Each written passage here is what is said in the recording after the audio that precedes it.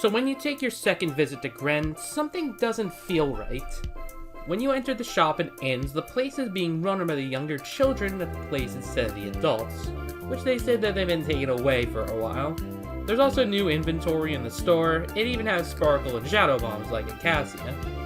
When you go into Durum's house, you'll see a Felin looking over a shattered pot, and it turns out Durum broke Simona's pot. Because, I don't actually know. I think he's just being a jerk. After that, some outside Felins cry out for help because the forest is on fire. Which, yeah, this is a planet-wide threat because the whole damn planet is a forest. You see the Space Police admin, Abalon, didn't even do this. Instead, it was Farna, with her magical powers lighting up the whole planet. Once your only route forward is blocked out, a new entry appears on the cliffside. And once you're inside the Zalako, you'll find the exclusive enemy in the charred tree. They only have 2 attacks, a fast crushing attack and a hypnosis attack, which is a little hard to block precisely. Although they aren't that tough, they are actually missable enemies. If you save the planet a little bit, they'll respawn and never come back. So try to clear their beast area entries before you save the planet. After heading north, you'll find an empty fountain where Sorbet can use her magic to make the waters be water again. Unfortunately, there's not enough water, so use Mocha's earth magic to make the water burst out from the pipes down below. Next step is to spread the water to put out the fires, so use Laxie's wind magic to spread it all out to put the fires out and stop it from being burnt to a crisp. Finally, Chai will use his best boy powers to literally resurrect the planet back. He's so cool. I love this moment, and I hope you'll love it too. Also, Pico tries to help. I mean, at least he tried.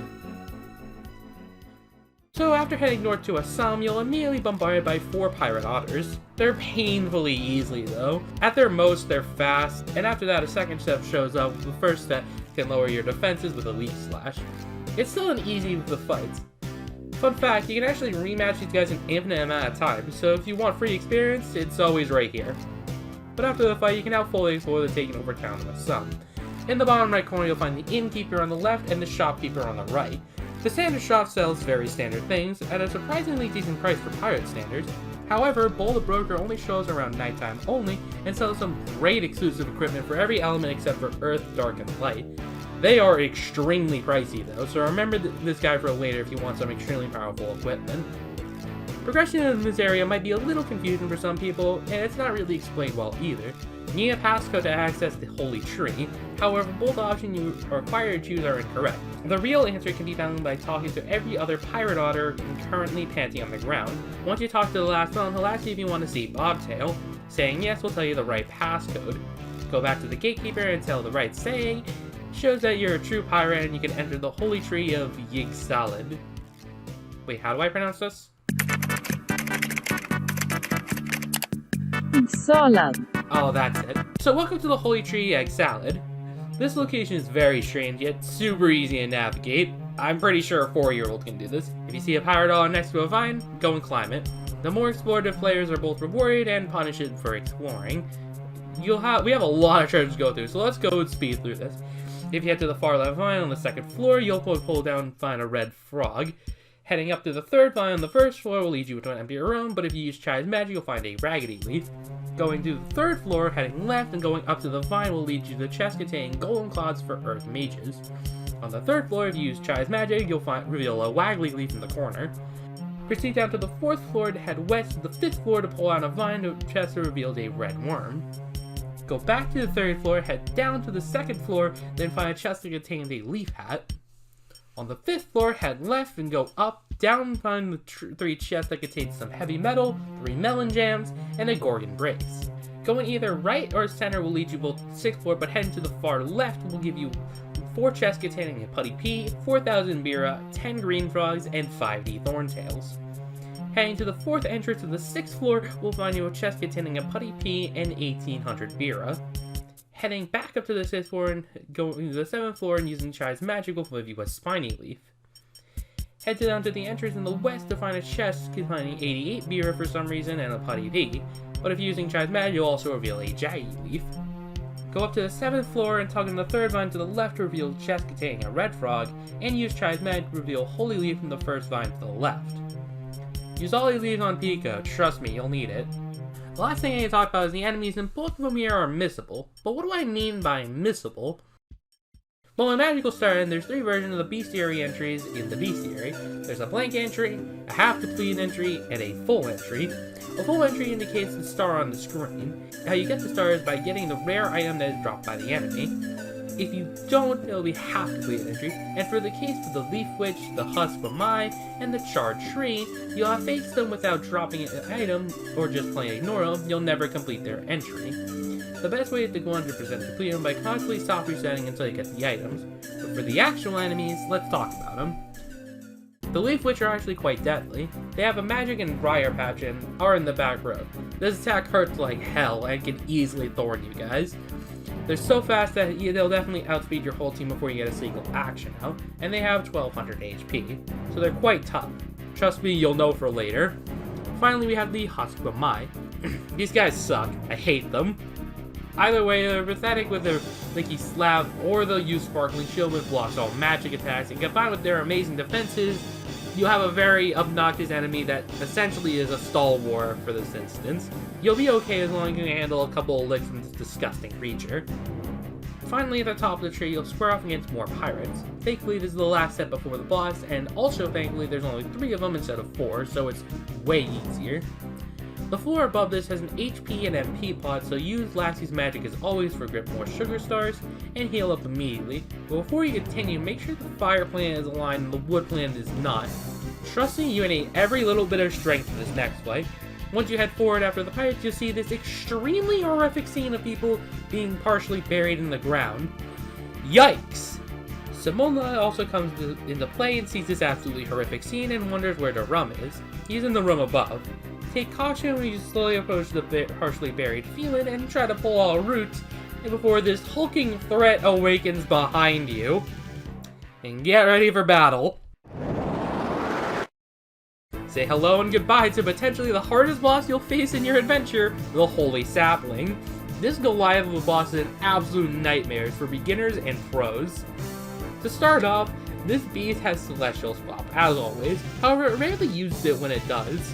It always moves the wood planet instead of moving weakness being fire planet. But when it powers up, it will definitely start going for Briar Patch, which although he's in the back row, it doesn't hit all the party members, it only hits one of them. But since it hits both rows, Lassie is extremely susceptible to dying in one hit, and Lassie is very crucial in this fight. However, it's the normal attacks that you should fear the most.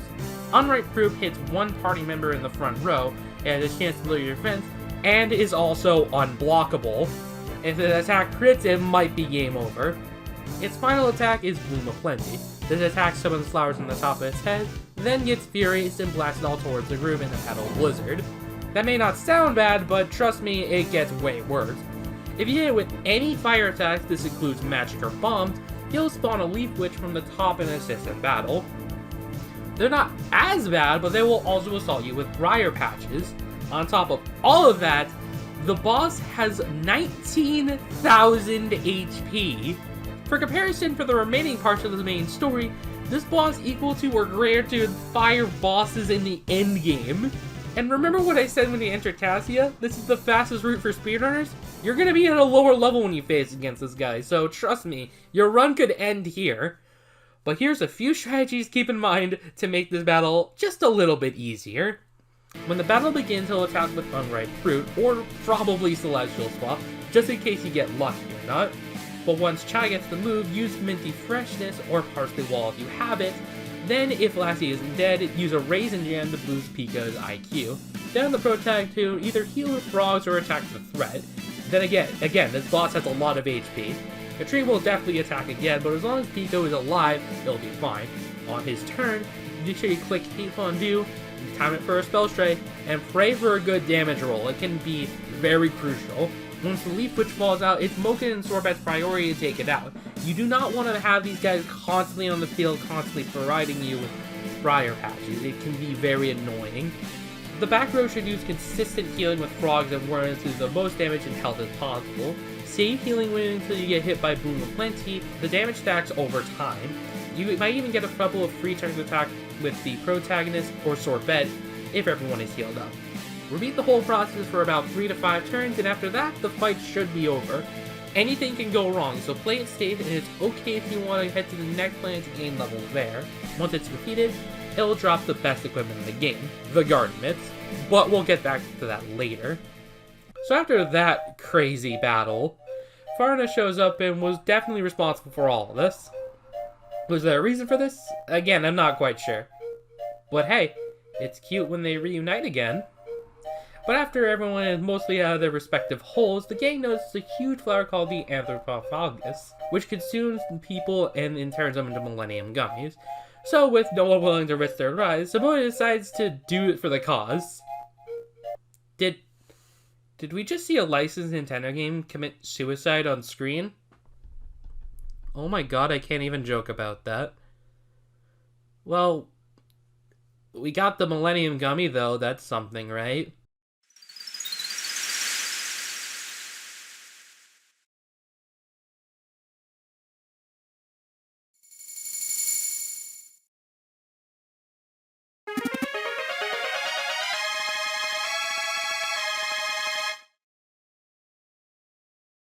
After that insane event, we heal up at Tropica Inn and our heroes lament about the loss. Daron takes it the hardest and gives us Momo's precious clip.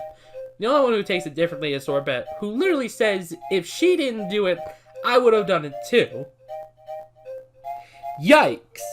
I guess reading the curse book gave you some weird thoughts. But after all that drama, head back to the ship until you can see the Felin and the spiny mole in front of your ship.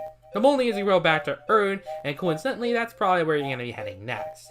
So accept a new part-time guest member and set a course to Earn, or any other planet if this is your first one. There's nothing else to do on this planet. Of course, it's not over yet.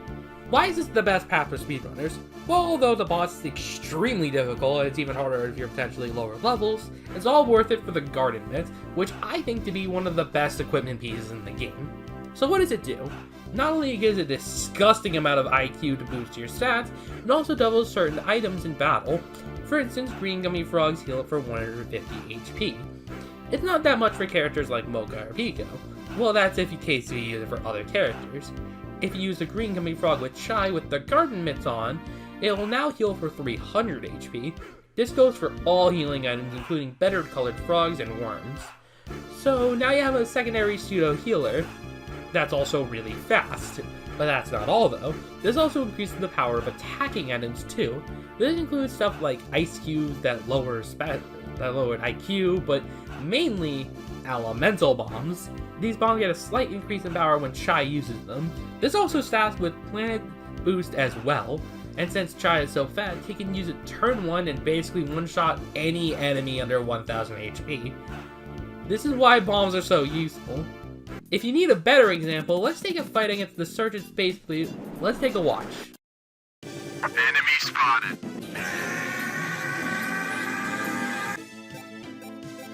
I'm about to end this man's whole career. I'm going to die.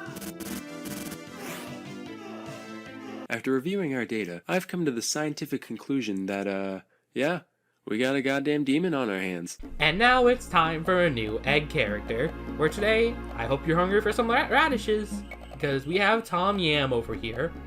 Tom Yam is one of 7 exclusive egg characters you can obtain through multiplayer tag mode. If you tag 1, 15, 30, or 60 people, you'll get a random egg. Or if you missed the last one, Gamelon on Gren will give you the last egg.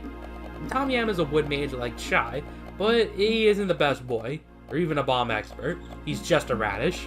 His skill in battle is Ginger Puff, which flies over the selected user and heals their status element and makes them immune to any other, so a single use variation of Fresh Drop. He also has Cactus Crutch and Chamomile Egg, which when used has a chance to lower the enemy's defense. And finally, his out of battle ability is whenever you see another radish in the overworld, such as on Cassia or Raisin, the other radish will give you a free green gummy frog or a yellow gummy worm.